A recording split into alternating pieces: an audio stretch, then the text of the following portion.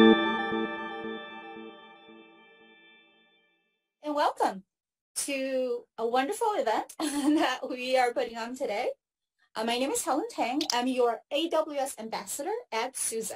As you can see, I'm a little bit decked out because I tend to like to get in the mood for these virtual events. So happy Fat Tuesday. Thank you so much for taking time out of your day to join our ice cream social / discussion about SAP in the cloud.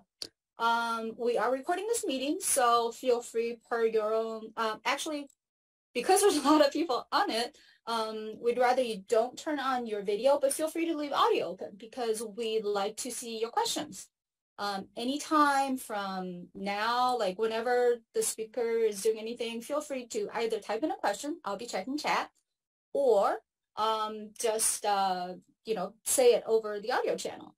In addition to that, obviously there's going to be a prize drawing, which I will do after the event, but it is from all live attendees, so do stay till the end. I think that's all I have to say about the intro, so let me bring on our first speaker. Sandra, are you there? Hi there. Hello.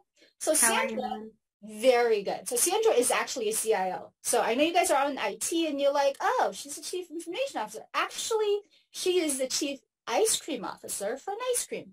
So I'm going to turn it right over to Sandra to talk about Nice Cream, ice cream, Mardi Gras, and all the wonderful stuff. And let the good times roll. Hi guys. Happy Fat Tuesday. Thanks, Helen. I really appreciate it.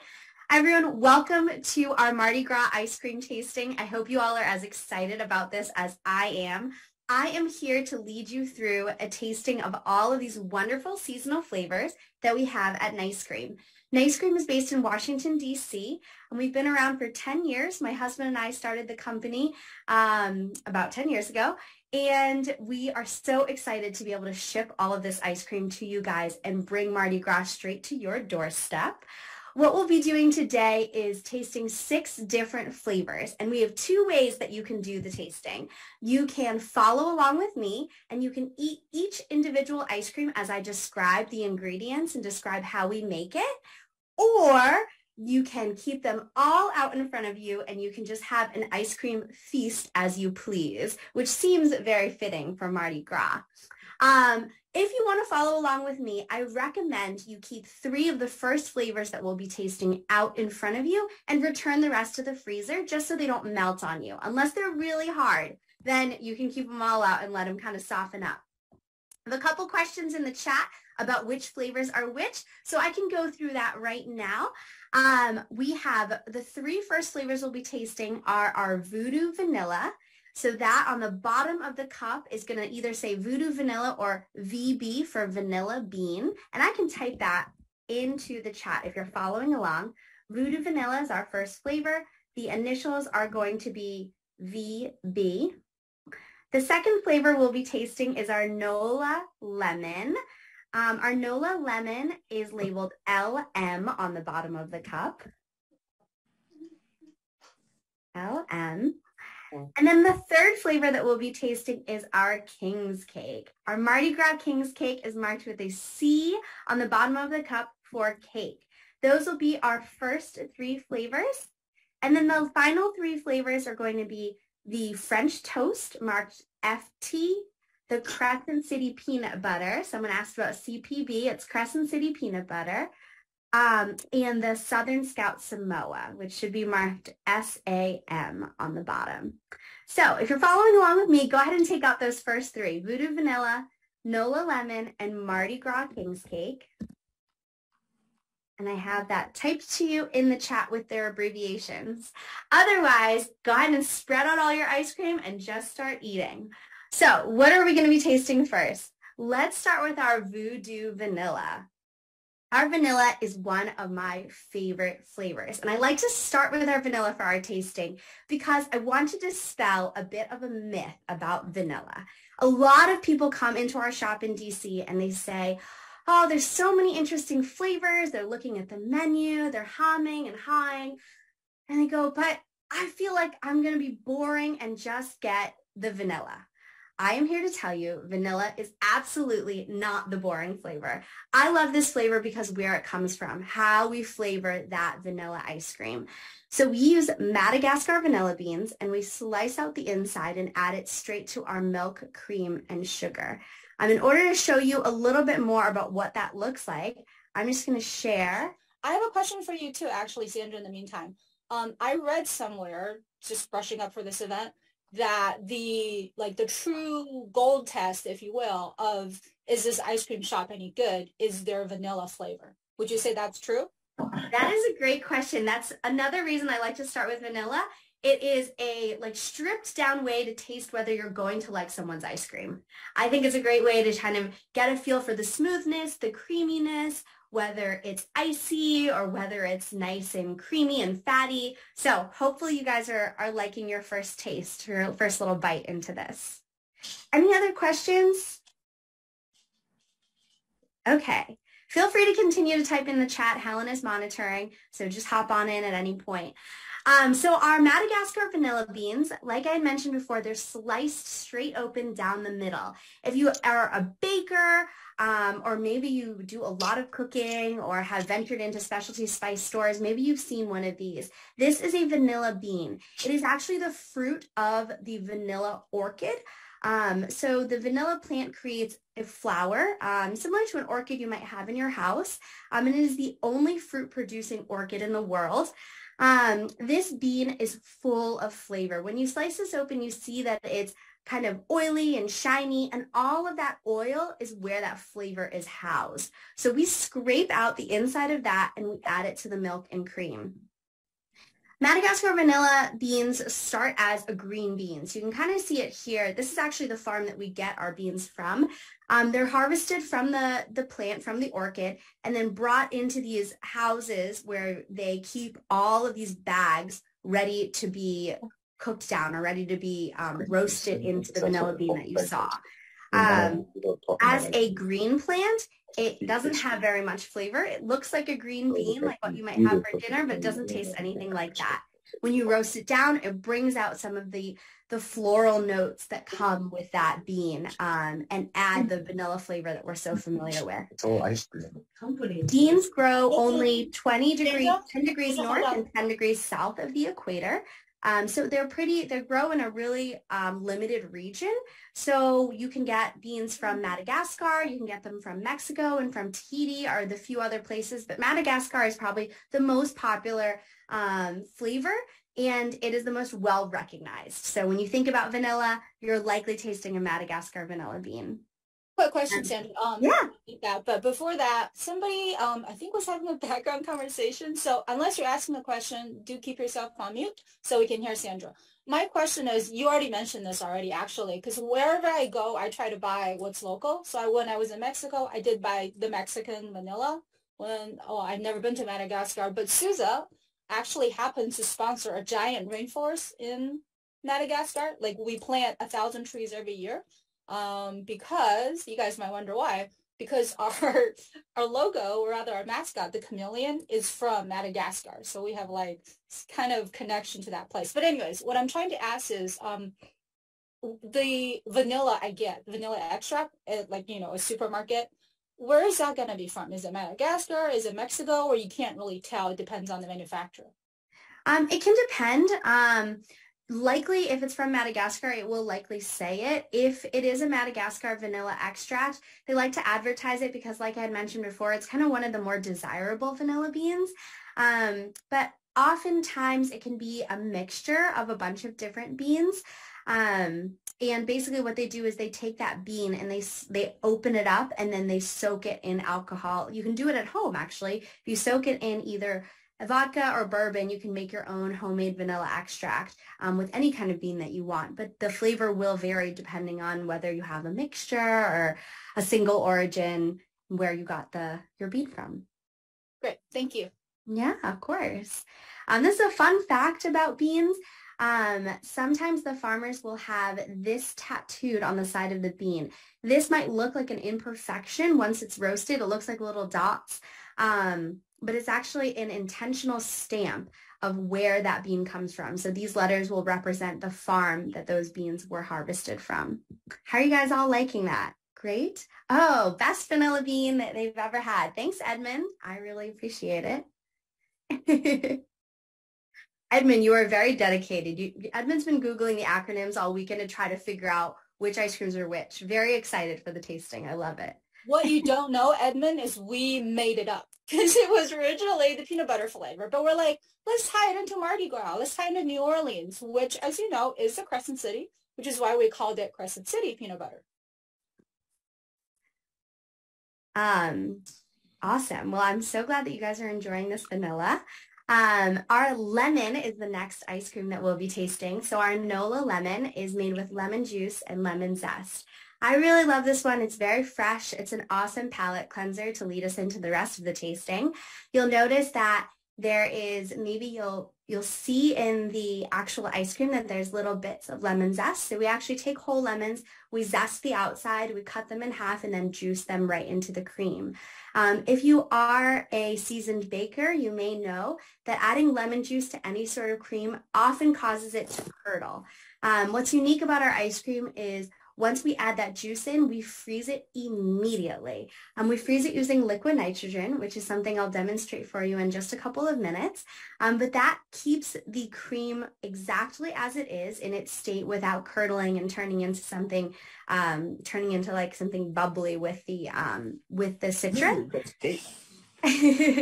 So we just add that all together and then we freeze it on the spot. And we pack it in and ship it to you guys. So I hope you guys are enjoying that one. A little bit tart, tangy, and I think like the perfect amount of sweetness. How are we feeling about this one? Feel free to type to me, yell it out. Least favorite. Oh, a vote against the lemon. I think it's because he's not a lemon person. And that's fair, right? Not everybody is a lemon person. It was too much of a real lemon flavor versus something like a limoncello where you get that sweet with a lemon hint. It was like, no, you're eating a lemon rind. I was like, okay. You want to come back up? Okay. All right, so lemon's out. We got no votes for lemon so far. Okay. Edmund's favorite is still vanilla. All right, guys. If you are ready to move on from our lemon, we're going to go ahead and taste our Mardi Gras King's Cake. Signature flavor for today. We're very excited about this. To celebrate Mardi Gras, I added a little bit of confetti into your box. So go ahead and open up those sprinkles if you haven't already and just throw some confetti onto your ice cream celebration. Just kind of sprinkle that on in. And there are these little tiny sprinkles and they do go everywhere. So truly like confetti. This might be all over your dining room table for days, but hopefully it'll just be a reminder of how fun this ice cream tasting was. So our King's Cake, let's talk a little about King's Cake. Does anyone have any idea what Mardi Gras means? Fat Tuesday, right? That's right, Fat Tuesday. And anyone know why we say Fat Tuesday? Because it's the day before Lent, and starting with Lent, you're supposed to fast. So the day before that, you got to eat a lot to... That's right. Yes. So for Lent traditional, you give up all of these wonderful things, right? You try to restrain yourself by choosing to not eat sweets or eat fat or eat something like that. So Fat Tuesday, this is the day for us to eat as much of this ice cream as we possibly can. The King's Cake is a traditional cake that is celebrated all over New Orleans and now all over the country. And it is a cake that represents the three kings. Yes. Okay. I have groceries. Okay. It represents the three kings that visited baby Jesus when he was born. And inside a king's cake, there is oftentimes a bunch of different variations, but oftentimes a little baby. So this was mentioned at the beginning of the tasting.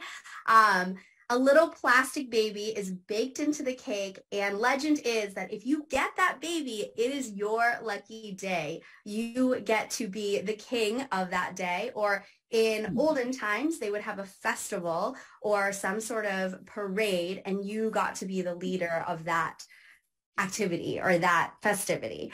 So instead of putting a baby in with your ice cream, we thought that would be a little bit, a bit of a choking hazard. Some of you lucky participants have a little candied pecan inside. I don't know if anyone has found that yet, if you've dug all the way into your King's Cake ice cream. So holler on up if you have got your little baby. And our King's Cake today is made of a sweet cream with a little bit of cinnamon sprinkled in and a touch of caramel, as well as your confetti sprinkles sprinkled all over on top. Candy beads. That's right, Dan. They're like candy beads. I have a question, Sandra. Yeah. So is King's Cake a New Orleans / North American only tradition? Is it not is eating King's Cake not a thing anywhere else? Thank you. I don't actually know the answer to that question. I know that Mardi Gras, although originating as a European idea, Mardi Gras as like a celebration is really exclusive to New Orleans. It's like when French settlers came over to New Orleans and they decided that this was going to be like, they named a port the Mardi Gras port. And then that's kind of the beginning of the celebration. So in terms of the cake, I'm not sure. I don't know. I actually just Googled this. It says many people across the globe, particularly those from Catholic countries, celebrate with King's Cake. So this sweet pastry is not only in North America. Sweet. Well, there we go. Edmund, you like the cinnamony taste, hopefully.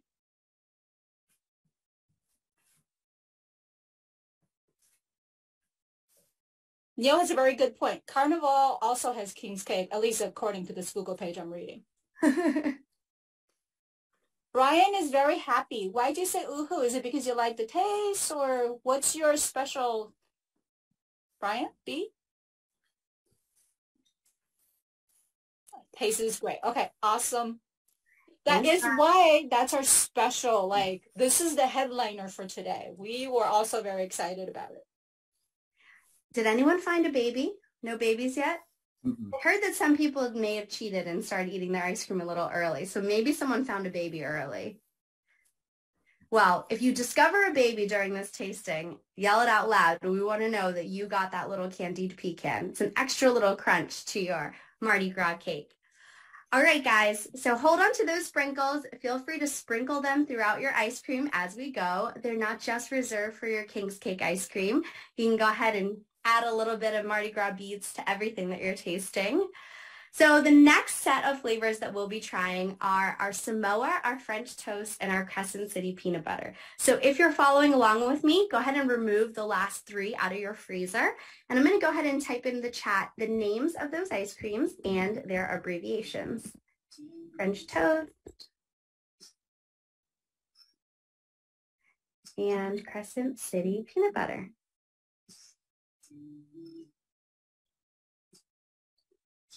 Brian B is a big fan of French toast. I appreciate that. I love that one too. All right, our Southern Scout Samoa. Let's take it way back to maybe the last time they ate a Girl Scout cookie. Our Samoa ice cream is based on the Samoa Girl Scout cookie that is made of caramel, toasted coconut, and chocolate, a chocolate drizzle on top. So in order to show you guys how we make this ice cream, I'm going to go ahead and make a quick batch of homemade caramel. I love to show everyone how to make a little bit of homemade caramel because it is a really awesome thing that you can add on top of ice cream at home, but you can also transform an appetizer. So I like to make this. I add a little bit of pecans and dried cranberries, and then I pour this on top of a wheel of brie and dip it in with some crackers. And this is like my go-to host trick. So you're going to start with a cup of white sugar.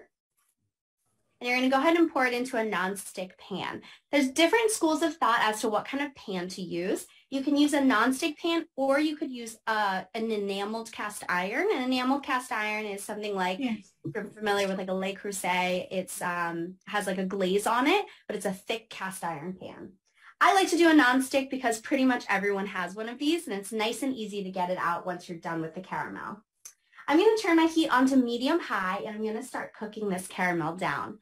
So if anyone watches the Great British Bake Off or any of those baking shows, you may know that caramel is always the point of drama in these shows. Everyone is always trying to make a batch of caramel, running around because it's burning, freaking out. Caramel is super, super easy to burn. So my little trick to not burning caramel is very simple, and it is to stand right here and to never take your eyes off of this pan. I know that sounds really obvious, but as you can see, it kind of feels like watching grass grow. There's like not a lot going on. The pan isn't doing anything. It's not boiling. It's not bubbling. But really, in fact, the sugar is heating up really fast, and sugar burns quickly. So if you pay attention, you'll see that there's a little bit of sugar melting already at the bottom. So if you're kind of an impatient multitasker like I am, at this stage, I want to like unload the dishwasher, clear out the fridge, maybe let the dog out, and you cannot do any of that. That is exactly how your caramel is going to burn. So you're going to stand right here, keep that heat on medium high, and I'm going to take a spatula and I'm just going to start to move this around a little bit. And Dan, to answer your question, SAM is the Samoa. It's the one that I'm working on right now. So it's Samoa, which is caramel, toasted coconut, and chocolate drizzle. He's also asking what was the label on the King's cake. I think you ate the wrong one for the last tasting. It's C. Oh, it's just the C. Oh, okay. Maybe you have a surprise baby in yours. All righty. So this is the stage of caramel I like to call snow. It looks a little bit like the dry fresh powder is mixing in with some of the snow that's melting on the ground. That's exactly what's happening with this sugar. So the dry sugar that I've just added is starting to heat up, but it isn't quite melted yet. And it's mixing in with the melted sugar on the bottom layer, and it's creating these little crystals. And that's what I want. You'll notice that I'm using a rubber spatula instead of a whisk. I want to move the sugar around so that it doesn't burn and that it combines evenly, but I don't want to be stirring it vigorously. If you stir your caramel vigorously, you can cause crystallization where the sugar breaks apart and then forms back together in chunks. So just want to kind of gently move it around and make sure that all of the unmelted parts are combining in with the melted and it's all kind of coming together evenly. So we're going to keep stirring this up. This caramel is just a simple 3 ingredients. So we're going to start with 1 cup of sugar and then 2 tablespoons of butter and 2 ounces of heavy cream. It is perfectly appropriate for our Fat Tuesday celebration. It is everything fat that you want to eat before you go on your Lent fast. All right. Watch the Food Network. Everybody knows butter and fat is goodness because it's all flavor. Exactly. That's where all the good flavor is. So as you can see, some of my caramel is turning a nice amber color, but some of the sugar hasn't melted yet. So I need to make sure to start stirring a little bit faster so that these white chunks of sugar have time to melt in with that beautiful amber, this little solution of sugar that's starting to come up in temperature. So I'm going to move my spatula around a little bit quicker. I just want to make sure that the stuff that's already melted is not going to burn before the rest of it has time to dissolve. So it's looking pretty good. It's starting to look like the color of sugar. So like I mentioned before, it's easy to just kind of look at that pile of white sugar at the beginning and wonder like what else you can do with your time. But as you can see, pretty quickly, within 5 minutes, I have myself something that is resembling a lot like caramel. All right, so our next ingredient is going to be that 2 tablespoons of butter. I'm just going to let these final little chunks of sugar melt in.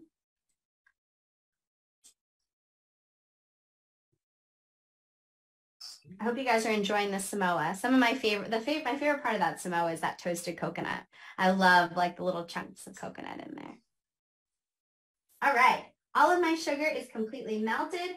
Time to add in my 2 tablespoons of butter. Talk about a good time. This is starting to cook up. It is smelling really delicious in here. You can just smell that butter sizzling. And as you can see, we have something that's very much like a beautiful light amber colored caramel. And that's what we want, nice and smooth. And then you actually turn off the heat. So you had it on medium high, you added your butter, and now you turn off the heat and you add a little bit of cream. So let this come down in temperature just a sec. I'm just gonna grab my cream from the fridge. And go ahead and pour that in.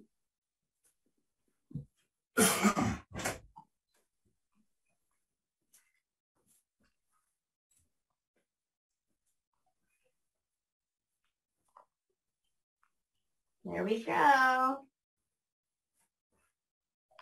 And to top off my caramel, I always like to add 1 teaspoon of sea salt. Even if it's not a salted caramel, I find that the salt adds a little bit of a dynamic to the caramel, which just kind of takes the edge off the sweetness a bit. If you're making a salted caramel and you're working with 1 cup of sugar, you'll do at least 3 teaspoons of salt. In this case, I'm just going to do 1. There we go. So it's nice and warm and drizzly. This would be perfect to add in your toppings and either pour it on top of some cheese, or maybe you could pour this out on some wax paper and roll up some candy. Yum. How do we feel about Samoa? A fan? Hopefully, yes.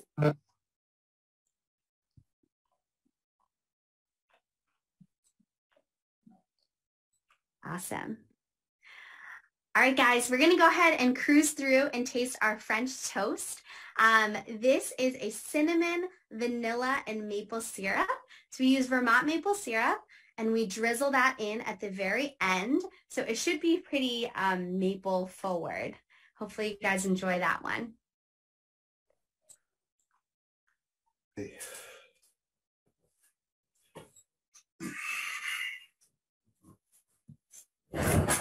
Oh, we lost our biggest critic. Edmund is out. You bet, Edmund. Now you're not eligible for my drawing, but that's okay. We still appreciate your coming. Neil is a big Girl Scout cookie fan. Neil has multiple boxes of Girl Scout cookies lined all up. Neil, I hope that this Girl Scout cookie ice cream compares well to your Samoa cookies that you have on hand.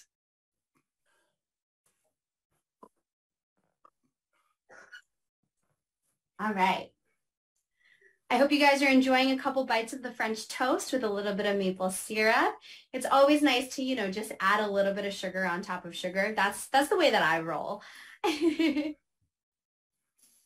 Brian needs more ice cream. Coming your way, Brian. We'll ship you another box.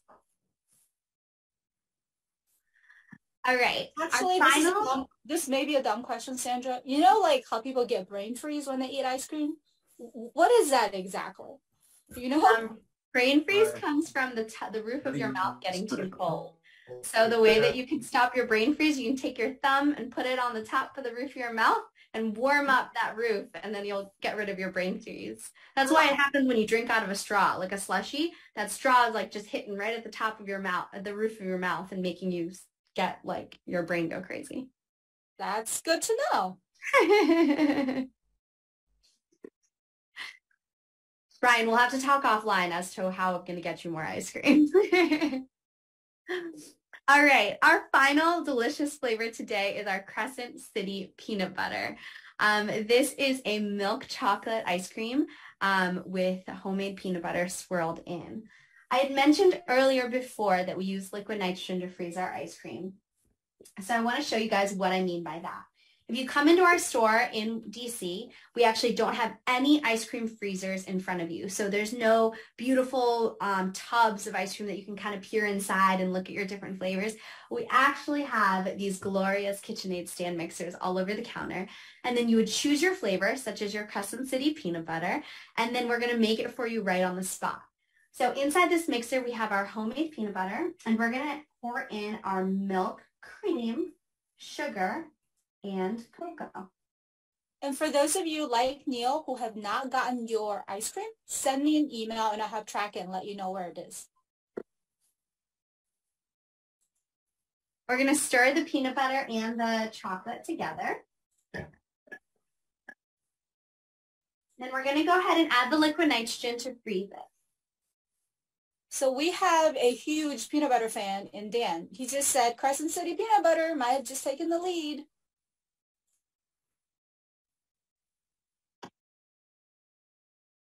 Neil, to answer your question, it's smooth peanut butter. So hopefully you can kind of envision.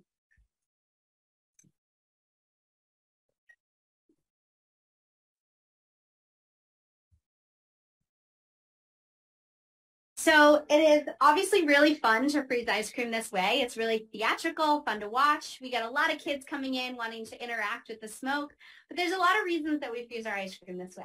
And the first, most important reason to me is the texture. It is really, really creamy, and that's because we can create smaller ice crystals by freezing our ice in this way. When you freeze it with liquid nitrogen, it freezes as fast as possible. So it doesn't take an hour, 2 hours to come down to temperature the way it would in a traditional freezer. It's going to freeze instantly, and that creates as small of ice crystals as you can get. Those tiny ice crystals lead to a smoother, creamier texture.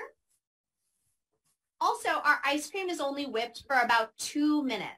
It's whipped inside this mixer and served immediately or packed right away.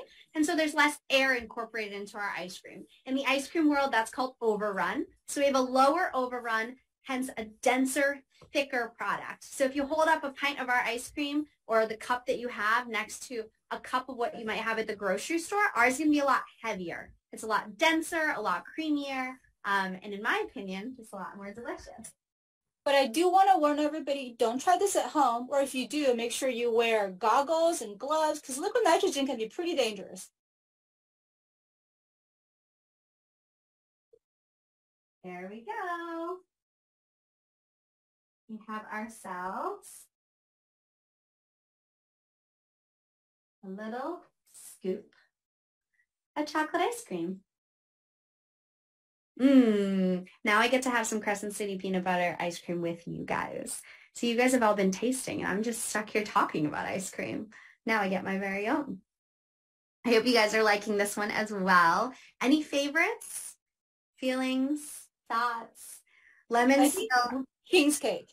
King's cake. Awesome. Great. Thank you guys so much for joining me on this tasting. I really appreciate it. I hope you are enjoying, and maybe you've saved some for friends or family to have a little bit later, or maybe you've really celebrated Fat Tuesday well and you've just enjoyed the entire box. Helen, thank you for having me. I'm going to pass it back to you. Thanks, everyone. Thank you so much, Sandra. And to put a coda to the Mardi Gras part of our session for today, I'm doing something that's a bit trendy right now. So I asked ChatGPT just now, please write a poem with Mardi Gras and SUSE in it. So I'm going to read it to you. In the streets of New Orleans, when Mardi Gras comes to be, the city come alive with joy and glee, and all the people dance so free. Beneath the sounds of SUSE and brass, the crowds move to the lively pass, with painted faces and feathers bright and colors shining in the light. Mardi Gras is a time for all to share, to let go of worries, and to dare. To dance with strangers in the street and to savor every single beat. So let us don our masks and join the fray, for Mardi Gras is here to stay. And we'll keep the spirits burning bright with SUSE and song in all our might. ChatGPT. Okay, now we're going to switch gears. It's pretty hard to top Sandra's presentation, but I'm going to invite Stephen to come and say hi. He's a very brave man from the UK who is going to try to top that presentation with how wonderful your SAP applications can be in the cloud with the help of SUSE and AWS. Stephen, are you on camera? Why can I not see you? Should be able to see me. Go off, I might see you. Yeah. Can you see me okay? Yes, now I do. Okay, go for it. Hello. Yeah, as for making a presentation better than that one, it's pretty impossible, right? I don't think anything can beat ice cream. It also reminds me of how how unexciting the UK can be sometimes, because we don't use the ice cream and stuff to use up all the ingredients in our cupboard. We have a pancake day, so I've been busy eating endless amounts of pancakes and flour and eggs and so on and so on. So, but we'll see what we can do. So I just wanted to spend 20 minutes or so talking about how SUSE innovate with SAP and how we innovate together with our partners to provide a better experience for SAP on the public cloud. So I guess if you've seen enough SUSE presentations, you might have seen this slide before, and normally we kind of drop it up on the screen and talk through each of the little statements and discuss, but that's not what I want to do with this today. What I wanted to do was discuss that whilst it's nice to talk about market share, this sort of thing and these stats don't happen by accident, right? It's due to the significant investment SUSE has made over the last 20 years alongside SAP, and SAP is an important part of SUSE's business, which is why we invest in the first place. So we invest in people. So we've got an ever-growing team in the SAP Linux labs. That's the really, really clever team that make the HA solutions, the high availability solutions. They make tools like SAP-Tune and so on and so on. On top of that, we've got regional specialists, partner teams, technical and commercial folks all around the globe, all trying to invest time and effort into SAP and supporting customers' journeys to the cloud. But we also invest in technology as well, and we'll discuss some of that today. And we try and innovate where possible to ensure that SUSE provides the best experience when moving SAP workloads to the cloud. And because of that investment, we end up with the stats you can see in front of you here. Now, for SAP, for a lot of our customers, it's not just a critical system, it's absolutely vital to their business, okay? So it runs all the business processes, and without that, the business can stop, or potentially worse, it could potentially fail, right, if you don't have your SAP system available. Now, the deep integration that you have between the business and the SAP system means it's really, really hard and potentially risky to start changing things once they're in place. So it's important to get things right at the start. So what we tend to find is as customers move SAP to the cloud, we often find the OS is given the least consideration, right? So customers will think, they'll think about SAP and all the systems they need to bring across. They'll think about AWS, but they often don't think about this SUSE layer in the middle, or at least they don't give it enough thought. So, and for that reason, we often hear it described as kind of like the oil in the engine, all right? And that said, if you have the wrong oil in your engine and in your car, it might lead to your car not performing as well as it could. So choosing the right oil, choosing the right OS is really important. Now, again, SAP is about serving the needs of the business, all right? And if there's a need for the business to use some kind of SAP functionality, it shouldn't have to wait for the OS vendor to be able to support that, right? It should be ready to go when the business needs that particular functionality. And that's why there's two things that are important, right? So the first one is being first to support something. So being first across the line is important because it shows innovation on SUSE's part. But it's not about being first, it's about being on time, all right? So if we take a look at the last 12 years we've had with AWS, we take a look at some of those milestones.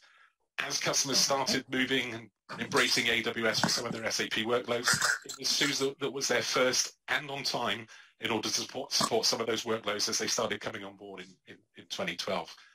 3 years later, as the market matured a little bit, customers demanded a little bit more from the operating system.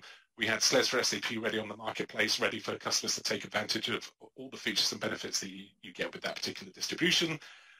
And then as the more critical workloads started coming across, people started to trust the cloud. They bring across some of their more critical systems that required high availability solutions. And again, SUSE was first and arguably at about the right time to provide the HA solutions on AWS. And then finally, as those systems grew beyond most people's, I'm going to say imagination, but those systems got particularly big. As AWS released some of those really large high memory instances, it was SUSE that was there at the time of release, which allowed customers to use those instances at launch time and not have to wait any further. So in terms of some other innovations, we mentioned a little bit about HA and the fact it's been supported since 2017. But what I wanted to call out was a lot of these innovations, a lot of these HA solutions are backed by a series of best practice documents and a series of documentation that's co-authored between AWS and SUSE. Today you'll find a lot of the documentation on the AWS documentation website. It's still updated jointly between AWS and SUSE have input to that as well. And every time I discuss the best practices, I always ask customers and partners to do three things, right? The first one is read the documentation. Okay, so it's there, download it, take a look, and then as you do your HA deployment, please follow the best practice. Okay, you read it, implement it, try not to skip any steps. But that bit's fairly obvious. The bit that most customers forget is to check back onto that documentation, because the documentation evolves over time. All right, so we're constantly iterating on the best practices. Maybe there are lessons learned from the field. Like so potentially some of these. Sorry to interrupt. Yeah, sure. Go. For anybody who's not speaking, sorry, can you please go on mute? You want to go outside? Whoever's speaking, can you put yourself on mute? Mute. All right. Sorry, Stephen. No worries. That's fine. Thank you. But the ice cream presentation was. So the point is, something that was deployed 18, 24 months ago would probably benefit from a quick review based on the updated documentation. Probably more relevant to the conversation today, two of the newer scenarios we support. What we're in the top right there, it's our multi-SID scenario, and that came from feedback from a partner. So before, if you had 10 SAP systems in the cloud, you would need 10 clusters, which would mean 20 instances running, which gets very expensive very quickly. So SUSE developed the solution, first released on SUSE, and it's a multi-SID solution that allows up to 5 ASCS CRS instances running in a single pacemaker cluster. Now, the benefit of that, you get reduced TCO, reduced size of estate to manage, reduced compute, reduced OS costs, which makes things a lot more simpler and certainly less expensive for you to manage in the cloud. One of the other innovations at the bottom right there is our simple mount scenario. So again, developed by the team in the Linux labs at SUSE, again, only available on SUSE. And this is, again, feedback from a large partner. They wanted to make things a little more robust, a little more stable for some of the larger, more complicated customers or customer systems. And the way we did that was to remove some of the NFS mounts from inside the cluster. So we removed all the file system mounts from inside cluster control. We took those out and made the OS mount those, put a few extra resources inside the cluster just to take care of things. And now we have this solution, which is being run by many customers, and they're obviously benefiting from much more stable systems. But this is just two examples of how SUSE have tried to innovate to make things better. So our innovation it's not all about HA scenarios, okay? So if you think about some of the other challenges which customers have when running SAP, the first one is normally around skills, right? So customers that are running SAP today might be doing so on a Windows platform, and then as they move to S4 HANA or HANA databases, they're making a move to Linux, which could be completely new, completely alien. They're faced with having to use tools such as the SUSE HA, which, although it is pretty simple to use, some customers that are coming into Linux fresh might find things, at least at first, can be a little complicated. The other thing I talked about is configuration mishaps. Perhaps you miss a step in the documentation, or something's not configured perfectly, or even configuration drift, where after some updates or maybe some helpful tuning by one of your colleagues, the HA system could be poorly tuned, potentially causing an outage, or at least not being able to work during an outage. Now, if you add into that the fact that SAP and SUSE have lots of different tooling, so you've got a whole series of SAP tools to manage and look at the SAP systems, and then the SUSE tooling to look at the OS and the HA, we're trying to simplify that with Trento. So what we're doing is presenting Trento as a way to address some of that complexity, some of the changing skill sets that are needed for managing SAP landscapes on Linux. So our vision is to make it a kind of an operations manager for SAP HANA and S/4HANA deployments. Now, of course, we'll focus on the OS part because that's the piece that SUSE are very good at. And what we'll do is we'll try to use Trento to help provide, or rather to help you provide a stable base to run those SAP applications on.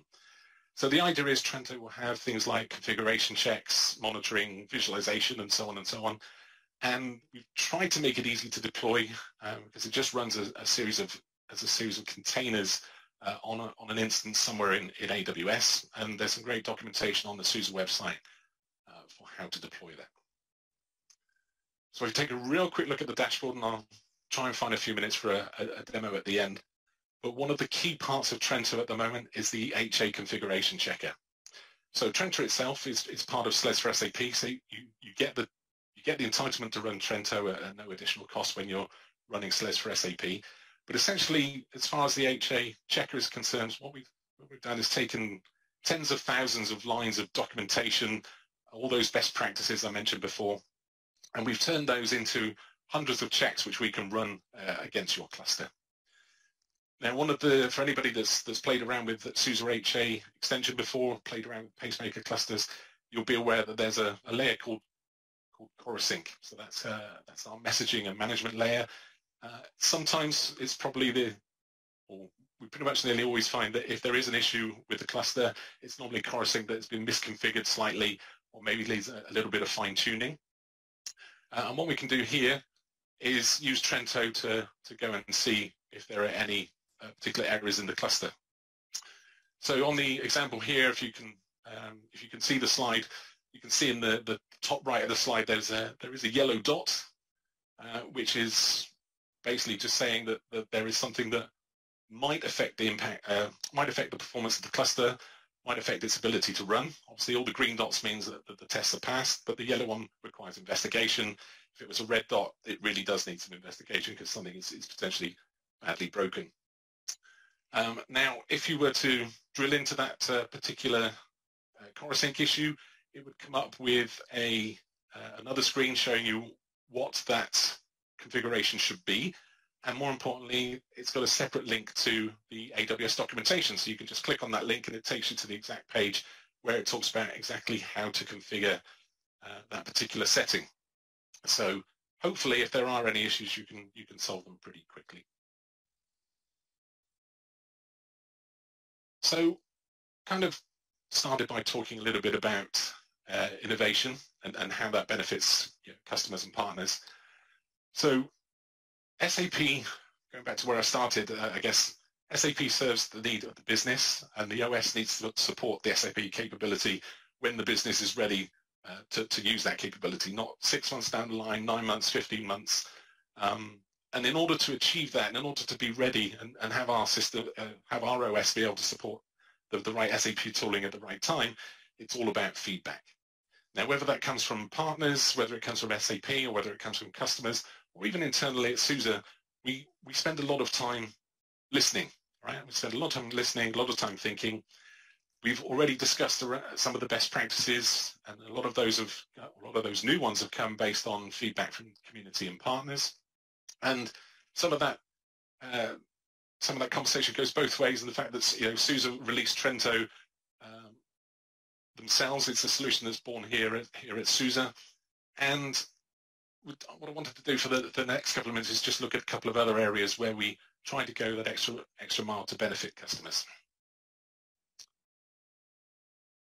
So the first one is our consistent approach to validation, right? So every time SUSE release a service pack, we need to go through quite a formal validation process to ensure that SLES for SAP and on things like SAP HANA works well together, and there's no issues when you deploy that for real for production. Now, it's quite a formal process. The first thing we do is, as we say, we take SLES for SAP, we go through a process with SAP themselves, and that has in the past taken a number of months in order to do.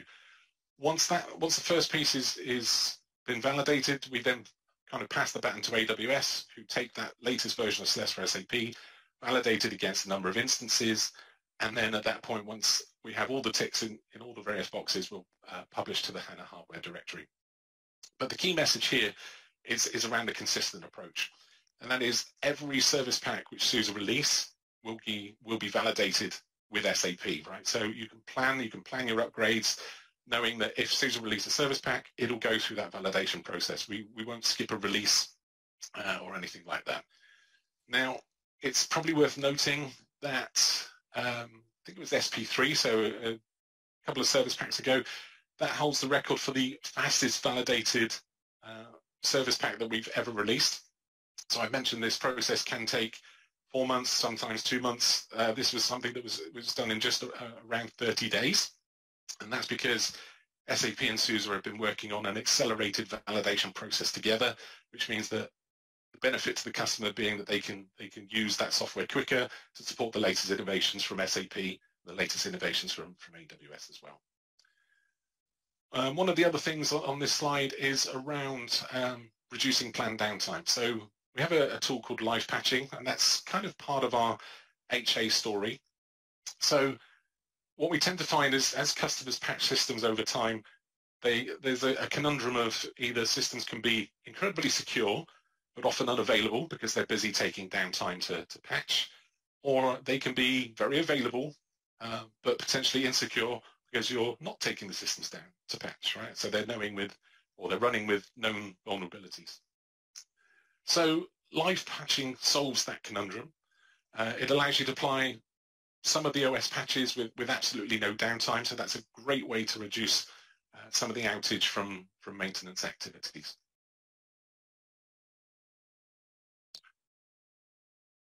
So I kind of mentioned, again, right at the start about SUSE trying to provide the best experience for SAP.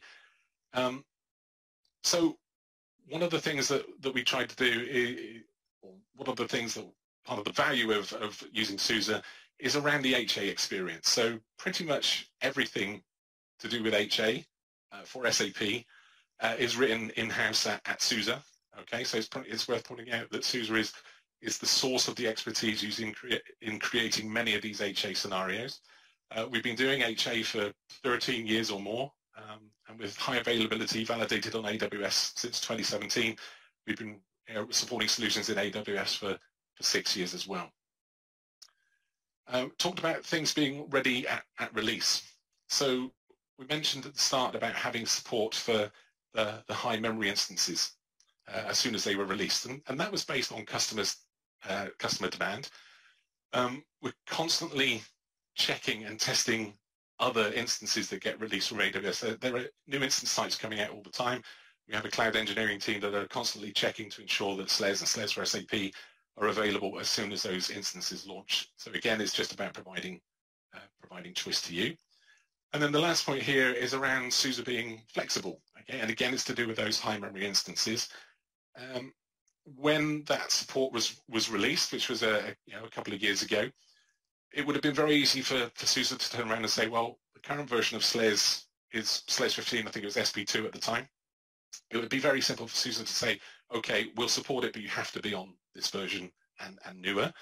But we didn't. We backported all the fixes and the support for those high memory instances all the way back to SLES 12 SP3. So that's effectively, at the time, I think it was 5 or 6 releases back. But again, it was about maximizing the choice for the customer.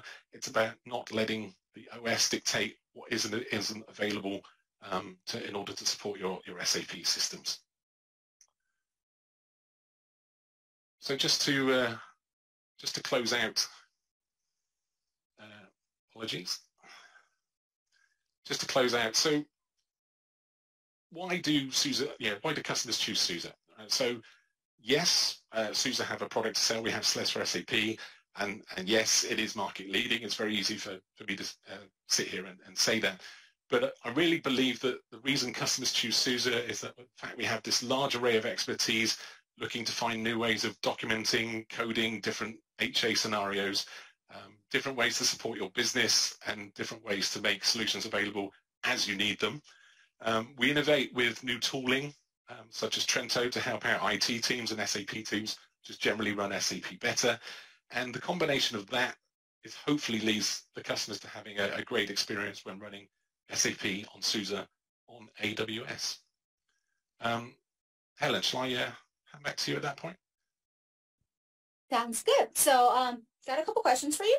So Trento Okay. obviously sounds amazing. If I'm a customer, how do I get it? Yeah, it's so you need to go to the SUSE documentation. So yeah, it's a good question. You need to go to the SUSE documentation. There is a section there on Trento which takes you through how to install it, how to put the agents on each of the nodes that you want to be able to support. But yeah, it is as simple as following. I think it's about five steps in our documentation to get it running. And this may be a bit of a dumb question, but those documentation refer to how I can do it on AWS? It's a generic set of documentation, but you basically, yeah, again, another good question. You just need an instance of SLES or SLES for SAP, preferably SLES for SAP, running in AWS. It doesn't have to run any SAP workloads itself, but you can then use that to install Trento on. Great.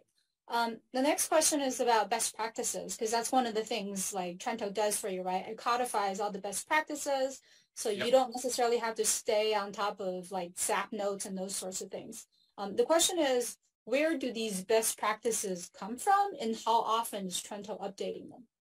Yeah, okay, that's another good question. So the best practices come from, they start off in the Linux labs, but they're actually designed around things that we have done for customers in the past, and then we write a best practice around that. They then evolve over time based on, as I've said, lessons learned either via support calls or just thinking of better ways to do things. As for how often Trento is updated, there's a series of checks which are, I'd say they're pretty static, but as new documentation is released by the various hyperscalers, we can update the various checks there. So I don't want to say never ever go back and check the documentation again. That would be silly of me to say that you never need to read the docs again. But Trento can go a long way to helping you give you that peace of mind that things are set up properly. That's great. If there are no other questions, I think we can about wrap up, but I do want to do a bit of an advertising for my next event. Hopefully you enjoy the Ice Cream Social. My next event is a Cinco de Mayo party, tacos and tequila. You may be the SAP guy for your organization, so I'm actually looking for the Kubernetes or DevOps person for that particular event because the topic over there is going to be about Kubernetes. So send me an email if you want to be invited. But if you're the SAP person, make sure you forward it to a colleague who's on the DevOps/Kubernetes side of the equation. With that, I am going to close today's presentation/virtual party. Really, really enjoyed having you here. Thanks again, and we hope to see you at a future AWS event, be that AWS Summit or reInvent. Take care. Have a good one. Bye-bye.